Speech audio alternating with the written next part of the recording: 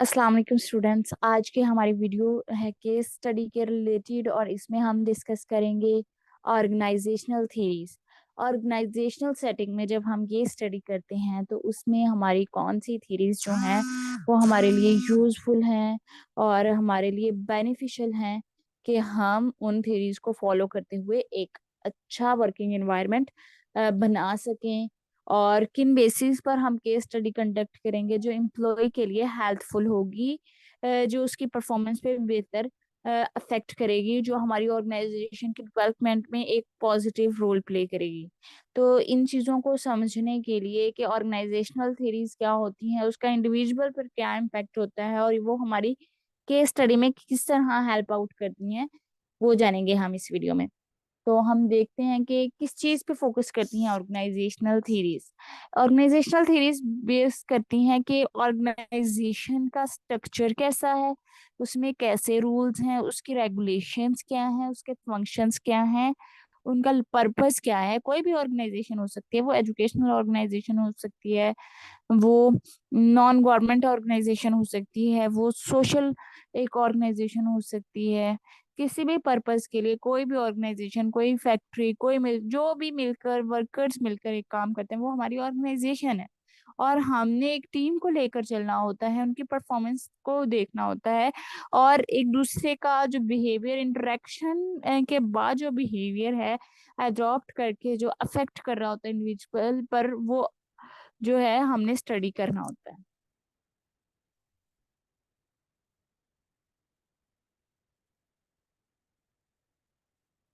तो हमारे पास है क्लासिकल ऑर्गेनाइजेशन थ्योरी। इसमें हम देखते हैं कि बेसिकली ऑर्गेनाइजेशन है, उसका एम क्या है, उसका स्ट्रक्चर क्या है। बेसिकली कोई भी ऑर्गेनाइजेशन आती है हमारे पास तो किसी ना किसी पर्पस, हमने देखा होगा कि कोई भी ऑर्गेनाइजेशन है, कोई फैक्ट्री का वर्कर है, कोई बेकरी में काम कर रहे हैं वर्कर्स या कुछ भी है, तो उनका कोई ना कोई टारगेट गोल होता है। उनकी ब्रांचेस होती हैं, वहां पे उनकी प्रोडक्ट की एक क्वालिटी होती है। तो ये क्लासिकल ऑर्गेनाइजेशनल थ्योरी है जिसमें हम आइडेंटिफाई करते हैं गोल, रेगुलेशन, कायदो जवाबत। और उसमें हमने जो एज अ साइकोलॉजिस्ट फोकस करना होता है वो ह्यूमन रिलेशन पे करना होता है। वहाँ वहाँ पे हम इंडिविजुअल स्टडी कंडक्ट करते हैं, वहाँ पे हम रिसर्च करते हैं किस तरह की ऑर्गेनाइजेशन को किस तरह के बिहेवियर के साथ लोग ज्यादा एक्यूरेटली चला सकते हैं, ये किस तरह की पर्सनैलिटीज हमें चाहिए स्पेसिफिक ऑर्गेनाइजेशन को चलाने के लिए, रन करने के लिए without any loss.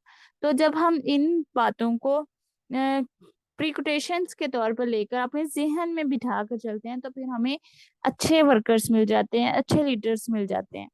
Human relation theories हमें बताती हैं कि किस लेवल पर हमने कौन सा एम्प्लॉय रखना है, उसकी पर्सनालिटी टाइप क्या हो और वो किस तरह से वर्क आउट कर सकें। तो उसमें हम देखते हैं कि जो भी हमारी ऑर्गेनाइजेशनल थीरी है वो कितना एहतराम करती है अपने वर्कर्स की राय का, और उन्होंने कितना मॉडर्न सिस्टम इंट्रोड्यूस करवाया है अपनी ऑर्गेनाइजेशन में, वो कितना फैसिलिटेट कर रही हैं एम्प्लॉयज को। तो हमने इन सारी चीज़ों को अंडरस्टैंड करने के लिए इंटरेक्शन करना होता है एम्प्लॉयज के साथ। तो हम वैसे हर ऑर्गेनाइजेशन में at the end of the year या एंड ऑफ द मंथ एक फीडबैक लिया जाता है कि क्या बेहतरी की जा सकती है हमारे ऑर्गेनाइजेशन में और क्या हमें इम्प्रूवमेंट करनी चाहिए ताकि बेहतर परफॉर्मेंस रहे। तो इस तरह के जो फीडबैक्स जो मिलते हैं वो एक बेटर रोल प्ले करते हैं। तो हम यहाँ पे केस स्टडी की बात कर रहे हैं, तो हम केस स्टडी में ऑर्गेनाइजेशनल थ्योरीज को इस तरह से यूज करते हैं कि पर्सन के ओपिनियंस, ऑर्गेनाइजेशन के असूल जवाबत जो हैं वो पर्सन के ओपिनियंस पे कितना इम्पेक्ट कर रहे हैं, वो कितना एग्री है, कितना डिसएग्री है। अगर वो ऑर्गेनाइजेशन की डिमांड्स एंड कमांड से डिसएग्री होगा तो उसकी मेंटल हेल्थ पे इम्पेक्ट आएगा और उसकी परफॉर्मेंस लेवल लो हो जाएगी। ठीक है, ये भी एक काज कर सकता है कि उसका ऑर्गेनाइजेशनल मैनेजमेंट के साथ इतना इंटरेक्शन ना हो और वो अपने काम पे तवज्जो ना दे सके। जैसा कि हम कोई भी अगर केस स्टडी करते हैं तो हम देखते हैं कि हर वो केस स्टडी प्रॉब्लमेटिक या डायग्नोज नेचर का होता है जो 3 और मोर सेटिंग में डिस्टर्ब हो।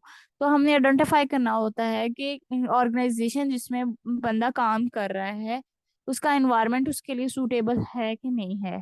अगर तो एनवायरनमेंट की वजह से डिस्टरबेंस है तो इसका मतलब है कि ऑर्गेनाइजेशन का एनवायरनमेंट अगर चेंज कर दिया जाए तो पर्सन की जो लाइफ है उसको नॉर्मलाइज किया जा सकता है, रेदर देन कि हम पर्सन को डायग्नोज करें और उसको उसके साथ एडजस्ट करने का कहें और वो एक टफ लाइफ गुजारे। तो उसके अलावा अगर हमें लग रहा है कि ऑर्गेनाइजेशन का एनवायरनमेंट ऐसा है जो सोशली एक्सेप्टेबल है लेकिन पर्सन उसको नहीं एक्यूरेट समझ रहा, तो हमें उनकी बिहेवियर मॉडिफिकेशन करने की जरूरत होती है, उसकी जो है थॉट पैटर्न को चेंज करने की जरूरत होती है। फिर हम इस तरफ आते हैं ट्रीटमेंट प्लान की तरफ। और अगर हमने सिर्फ इंफॉर्मेशन लेनी हो कि उसका ऑर्गेनाइजेशनल सेटिंग पर क्या इम्पैक्ट आ रहा है या ऑर्गेनाइजेशनल पर क्या इम्पैक्ट आ रहा है एम्प्लॉय का, दोनों इंटर रिलेटेड होते हैं। एम्प्लॉयज की परफॉर्मेंस जो है वो ऑर्गेनाइजेशन को प्रमोट करने में मदद देती है और ऑर्गेनाइजेशन की सपोर्ट जो है वो एम्प्लॉय की कैपेसिटी को या उसकी एबिलिटी को इम्प्रूव करने में काम आती है। तो हमें इस चीज को अंडरस्टैंड करना है ताकि हमारी जो है वो केस स्टडी अच्छी हो और हम इसको बेहतर तौर पर समझ सकें कि हमने ऑर्गेनाइजेशनल परफॉर्मेंस को कैसे जज करना है और इंडिविजुअल स्टडी में ये एक अहम रोल प्ले करता है। Thank you very much for your time and हमने ऑर्गेनाइजेशनल थ्योरी की एक इम्पोर्टेंस देखी है। आपने साइकोलॉजी में बहुत सी ऑर्गेनाइजेशनल थ्योरीज देखी होंगी। अगर आप कोई भी बुक देखें एचआरएम की या ऑर्गेनाइजेशनल साइकोलॉजी की तो वहां पर आपको एक पूरा कॉन्सेप्ट मिलेगा।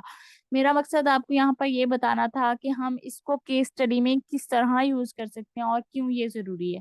तो हमें जरूर जब भी हम किसी भी क्लाइंट के असेसमेंट करें तो हमें जरूर इस चीज को देखना चाहिए और अगर हम केस स्टडी रिसर्च कर रहे हैं तो तब भी ये इम्पेक्ट करता है।